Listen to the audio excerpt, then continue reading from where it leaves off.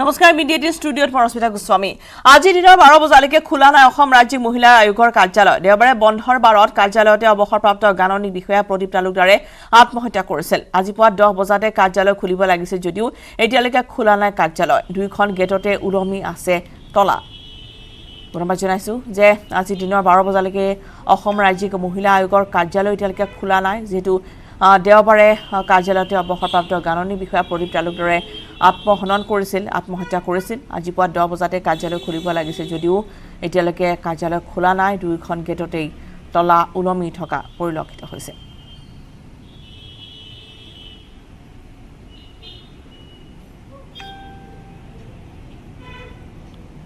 আগবঢ়াইছে খবৰৰ উৎপল হালৰ ৰিপৰ্ট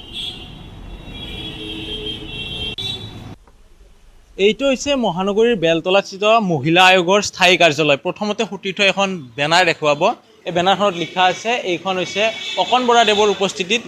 অসম ৰাজ্যিক মহিলা আয়োগৰ স্থায়ী কাৰ্যালয় শুভ উদ্বোধন কৰা হৈছিল দেওবাৰৰ দিনটোত খোলা থাকে এই কাৰ্যালয়টো তাৰ বিপৰীতে সোমবাৰৰ দিনটোত এনেদৰে এতিয়া প্ৰায় 12 বাজি উকলি গৈছে এনেদৰে ওলমি ৰৈছে তলা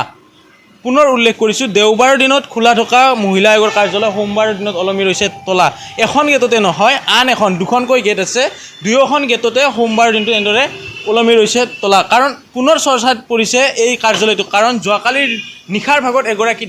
লোকে ইয়াতে নিজে আত্মহত্যাৰ নিচিনা পথ বাছি ল'ব লগা হৈছিল কিয়নো প্ৰদীপ তালুকদাৰ নামৰ ব্যক্তিজনক মানসিকভাৱে হাৰাশাস্তি কৰা হৈছিল আৰু হিচাপ নিকাচৰ খেলিমেলি হোৱা বুলি তেখেতৰ ওচৰত অভিযোগ অনা হৈছিল সেই কথা কিন্তু তেখেতৰ কৰ্মচাৰীয়ে উল্লেখ কৰিছে ফলে এতিয়ালৈকে আৰক্ষীয়ে কোনো ক্লু উলিয়াব পৰা নাই মহানগৰীৰ তেতেলিয়াত সংঘটিত হোৱা হত্যাকাণ্ডৰ তেতেলিয়াত ড্ৰয়িং ৰুমতে 60 উঠৰ এজন লোকক হত্যা কৰি থৈ গৈছিল দুৰ্বৃত্তই ঘটনাৰ সময়ত ঘৰত নাছিল লোকজনৰ পত্নী আৰু কন্যা এমটনৰ অৱসৰপ্ৰাপ্ত কৰ্মচাৰী অজিত চেতিয়া কোনে কি কাৰণত হত্যা কৰিলে সেয়া এতিয়া স্পষ্ট হোৱা নাই প্ৰাৰম্ভিক অৱস্থাত এয়া এক ডকাইতিৰ ঘটনা বুলি সন্দেহ কৰিছে আৰক্ষীয়ে ঘটনাৰ তদন্ত অব্যাহত ৰাখিছে আৰক্ষীয়ে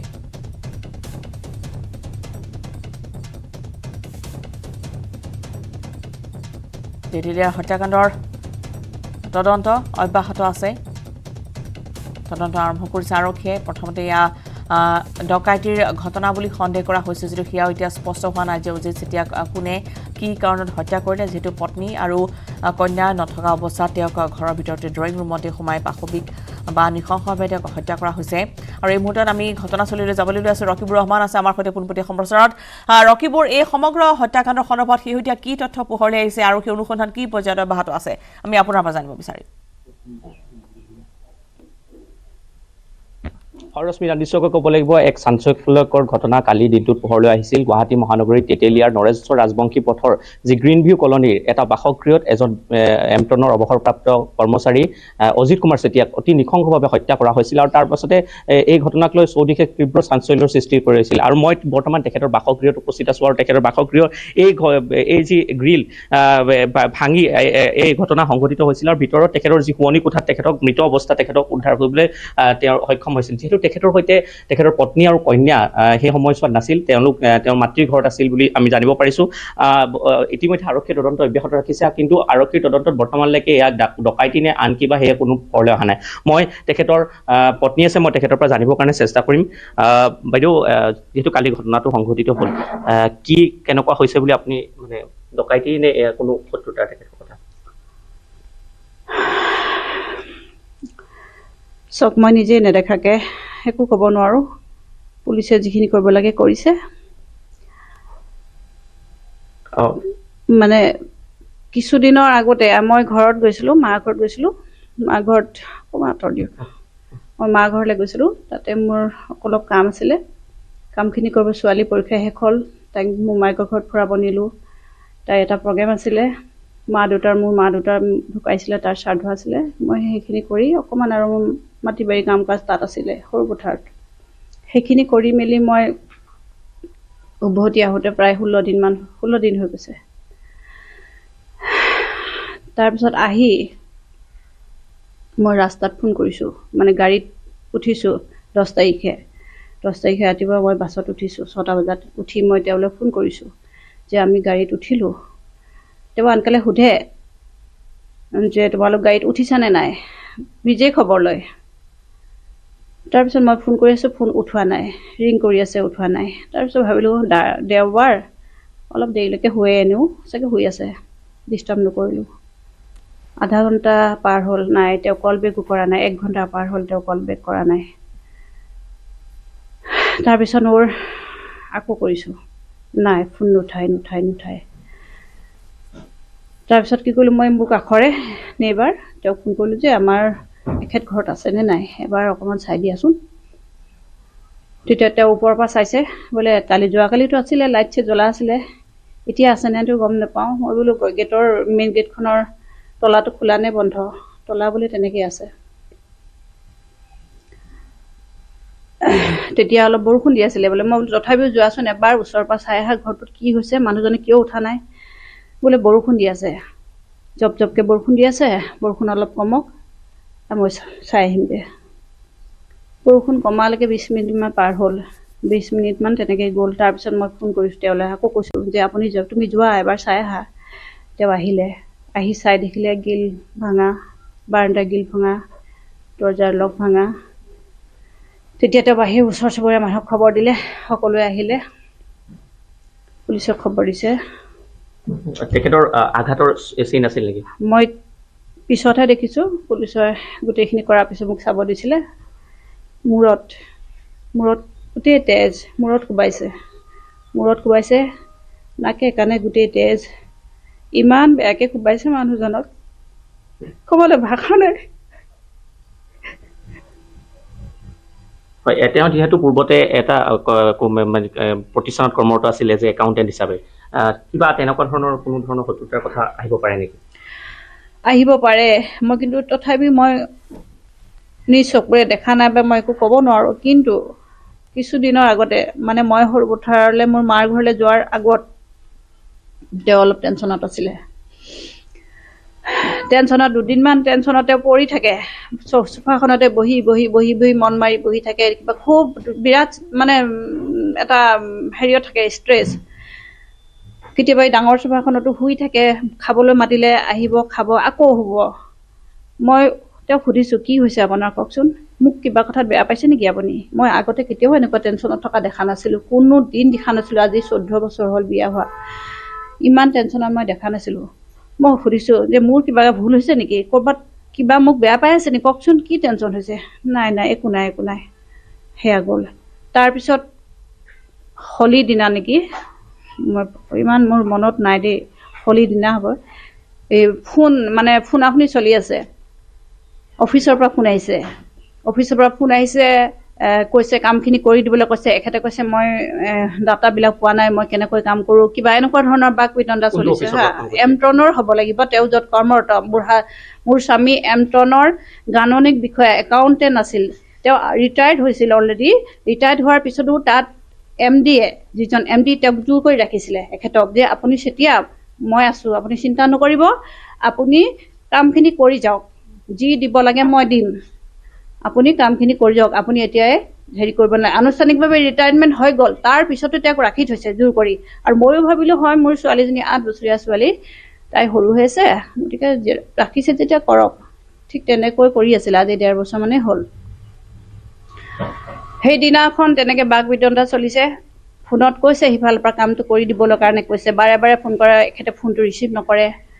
তাৰপিছত কি হ'ল কোনোবা পাকত ৰিচিভ কৰি কৈছে কামটো কৰি দিবলৈ এখেতে কৈছে মানে সিফালৰ পৰা কৈছে আপোনাৰ ৰেপুটেশ্যনৰ কথা আছে তেনেকৈ কৈছে এখেতে কৈছে মোৰ ৰেপুটেশ্যন মোক নালাগে মোৰ ৰেপুটেশ্যন গ'লেও যাওক এইখিনি কথা মই শুনিছোঁ এখেতে কোৱা শুনিছোঁ ডাঙৰকৈ যিহেতু কথা পাতিছে সিমানলৈকে শুনিছোঁ আৰু মই বিশেষ একো নাজানো মই সেইটো Republic form of government. The Sabha Parv of Mahabharata also provide evidence of the republican form of polity where the constitutional practice of republicanism existed. The Mahajanpadas were the 16 most powerful and vast kingdoms and republic that existed in ancient India from the 6th to 4th century BC. Among the Mahajanpadas and smaller states, the Saikyas, Koliyas, Mallas followed republican government. A semblance of democratic tradition was evident in Assam in the days of Ahom rule also. Though the king was called Sorgadev,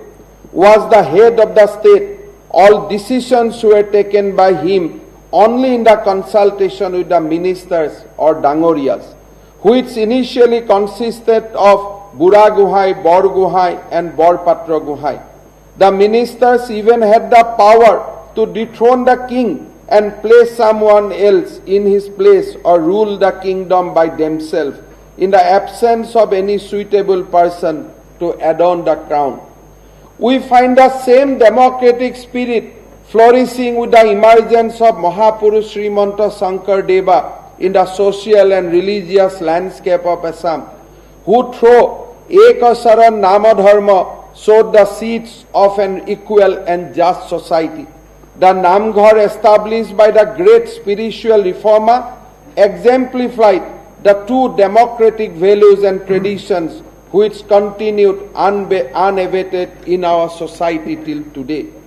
I feel immensely proud that CPA Assam State Branch and Assam Legislative Assembly has got the remarkable opportunity to host the 8th Commonwealth Parliamentary Association India Region Conference, which is being participated by Honorable Speaker and Deputy Speaker of Legislative Assembly, Chairman and Deputy Chairman of the Legislative Council of our country. The citadel of democracy where we are sitting today with its glorious history over the years has unceasingly raised the voice of the voiceless, stood with the weakest among the weak, and debated all important issues with zeal and zest, and steered the state through thick and thin. In the parliamentary democratic setup, Assam Legislative Assembly has a rich history and long tradition. After annexation of Assam to British India, the British government made Assam a separate chief commissioner's provinces on February 6, 1874. However, Assam got its first legislative council on April 1, 1912. The British government elevated Assam to a governor's province under the provision of Government of India Act on December 23, 1919, and provide for a reform and enlarged Assam Legislative Council, which came into effect from April 1, 1921. A broad-based bicameral legislatures comprising a legislative council and a legislative assembly were provided for Assam under the Government of India Act 1935. The first elected government in Assam was sworn in on April 1, 1937, and the newly elected Assam Legislative Assembly first met at the state capital Shillong on April 7, 1937. The elected representative of Assam of this assembly included members from the present-day state of Assam, Meghalaya, Mizoram, Nagaland, and also from Sylhet, which is now part of Bangladesh.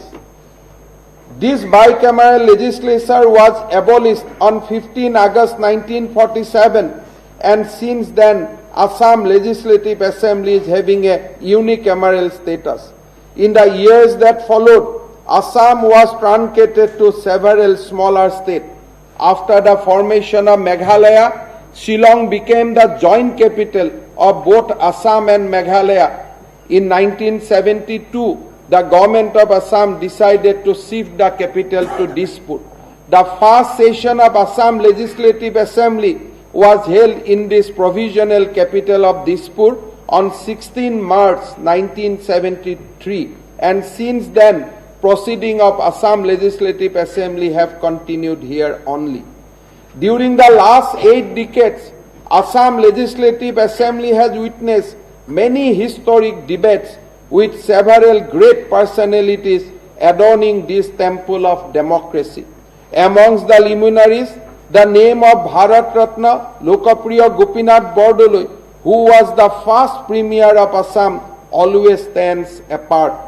A great statesman Bordoloi fought untiringly from this assembly to save Assam from merging with East Pakistan during the partition of India, while at the same time working as an activist for protecting the rights and fulfilling the aspiration of our people.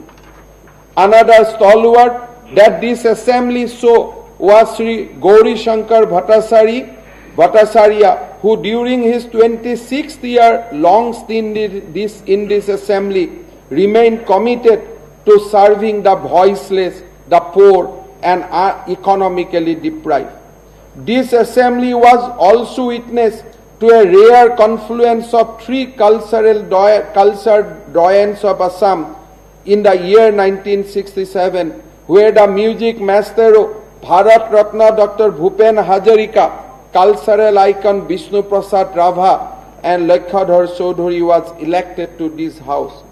Political stalwarts like Vishnuram Medhi, Bhimbor Deuri, Rupnath Brahma, Pushpalata Das, former President of India Fakhruddin Ali Ahmed, Bimala Prasad Soliha, Mahendra Mohan Chaudhary, Devakanta Borua, Sharat Chandra Sinha, Hiteshwar Soikia, Torun Gogoi and several other legendary politicians adorned the floor of this assembly during the course of its journey spanning over 8 decades.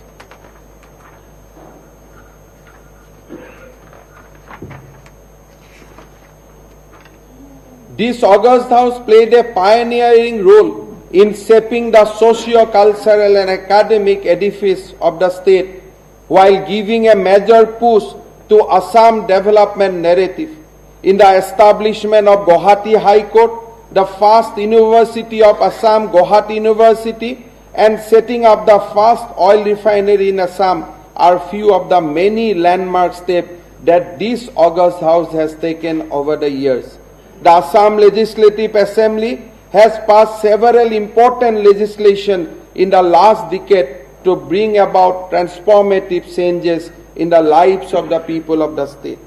This year, Assam Legislative Assembly is celebrating the 85th year of its foundation. Considering the present day needs and to cope up with changing time, the Assam government took the landmark initiative to construct a state-of-the-art assembly building with all modern facilities of e-Vidhan Sabha.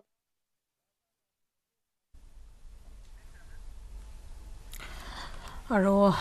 দিছপুৰত এতিয়া অসম ৰাষ্ট্ৰ মণ্ডল সংসদীয় সংঘ ভাৰত ক্ষেত্ৰ সন্মিলনৰ কাৰ্যসূচী আৰু য'ত অসম বিধানসভাত সন্মিলন অনুষ্ঠিত হৈ আছে আৰু ভাষণ প্ৰদান কৰিছে মুখ্যমন্ত্ৰী ডক্টৰ হিমন্ত বিশ্ব শৰ্মাই।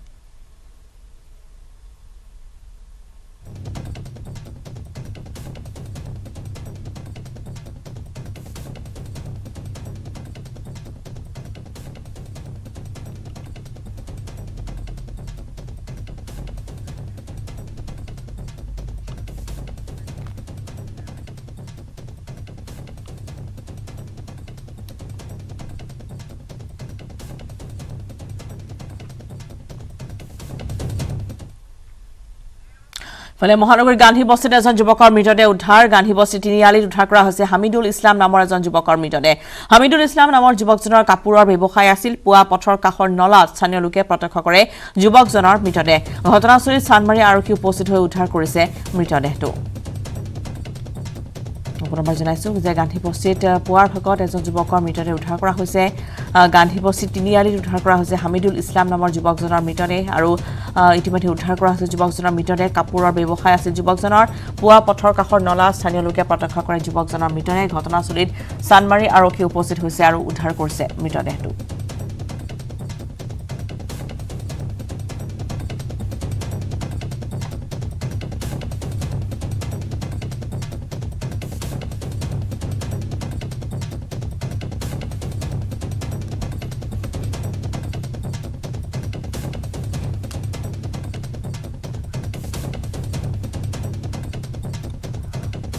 আৰু দেওবাৰে বিয়লি স্থানীয় ৰাইজে দেখিছিল যুৱকজনক। তাৰপিছতে কেনেদৰে নলাত পৰি মৃত্যু হ'ল সেয়া এতিয়াও জানিব পৰা হোৱা নাই। হয়তো দুৰ্ঘটনাবশতঃ নলাত সৰি পৰিছিল যুৱকজন, যিটো দেওবাৰে আছিল মুখলধাৰ বৰষুণ 6 মান বজাৰ পৰা গতিকে তাৰ পিছতে হয়তো অসাৱধানবশতঃ যুৱকজন নলাত সৰি পৰে আৰু তাৰ পিছতে মৃত্যু সাৱটি লৈছে বুলি সন্দেহ কৰা হৈছে প্ৰাৰম্ভিক অৱস্থাত আৰু ইতিমধ্যে উদ্ধাৰ কৰা হৈছে যুৱকজনৰ মৃতদেহ মৰণোত্তৰ পৰীক্ষাৰ পিছতহে সকলো তথ্য পোহৰলৈ অহাৰ আছে সম্ভাৱনা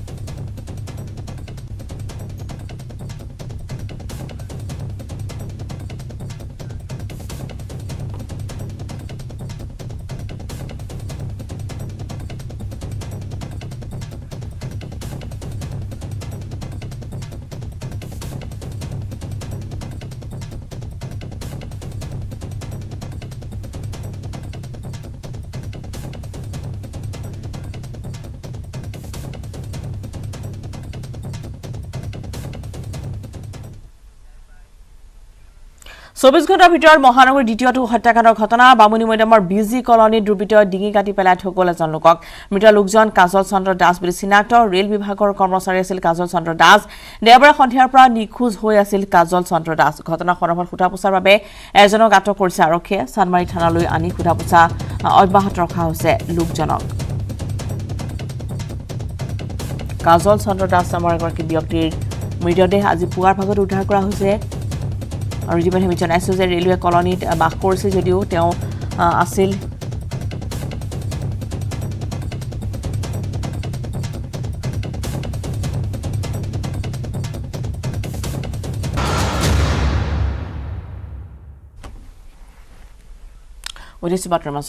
সত্ৰনগৰ বৰপেটাৰ পুনৰ ধৰ্মীয় অনুষ্ঠানত চুৰিকাণ্ডৰ ঘটনা সংঘটিত হৈছে নাৰায়ণ দাস ঠাকুৰ আটা স্থাপিত কনৰা সত্ৰত এই চুৰিকাণ্ড সংঘটিত হৈছে কনৰা সত্ৰৰ নামঘৰ আৰু সত্ৰৰ ভাজঘৰৰ তলা ভাঙি চুৰে চলালে লুটপাট সত্ৰখনৰ গুহাইৰ 1.5 কিলোগ্ৰাম ওজনৰ ৰূপৰ হাৰ চুৰি হৈছে 5 টকা সোণৰ আৰু 25 টকা ৰূপৰ ফুল চুৰি কৰি নিয়ে চুৰে সত্ৰৰ সোণ ৰূপৰ গহনা ফুল সত্ৰৰ প্ৰসংগত ব্যৱহৃত সজোৰাকৈ কাঁহৰ তাল নিৰ্মালী প্ৰদান কৰা থাল আদিকে ধৰি সত্ৰখনৰ ব্যৱহৃত বহু সামগ্ৰী লুট কৰা হৈছে সত্ৰখনৰ প্ৰতিষ্ঠাতা নাৰায়ণ দাস ঠাকুৰ আটাই সত্ৰ প্ৰতিষ্ঠা কৰি ব্যৱহাৰ কৰা খুঁটি তাল জোৰো চুৰি কৰি নিয়ে চুৰে উল্লেখ্য যে 2 এপ্ৰিলত সত্ৰখনক চুৰে সোমাইছিল যদিও স্থানীয় লোকৰ তৎপৰতা ৰক্ষা কৰিছিল সত্ৰখনৰ সামগ্ৰীসমূহ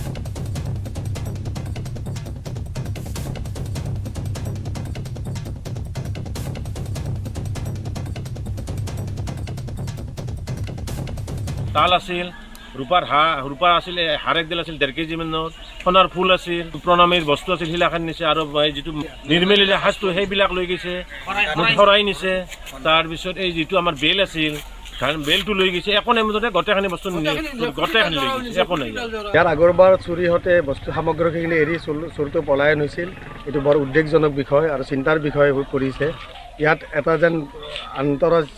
ৰাষ্ট্ৰীয় বা তেনেকুৱা এটা ডিজাইনে যেন কাম কৰি আছে তেনেকুৱা এটা হৈছে আজি বহু বছৰৰ পৰা এইটো টাৰ্গেট কৰি আছে কাৰণ বৰপেটাৰ মানে আৰক্ষী প্ৰশাসনৰ পৰা বৰপেটা জিলা প্ৰশাসনক আমি কঠোৰতম পদক্ষেপ গ্ৰহণ কৰাৰ কাৰণে আহ্বান জনাম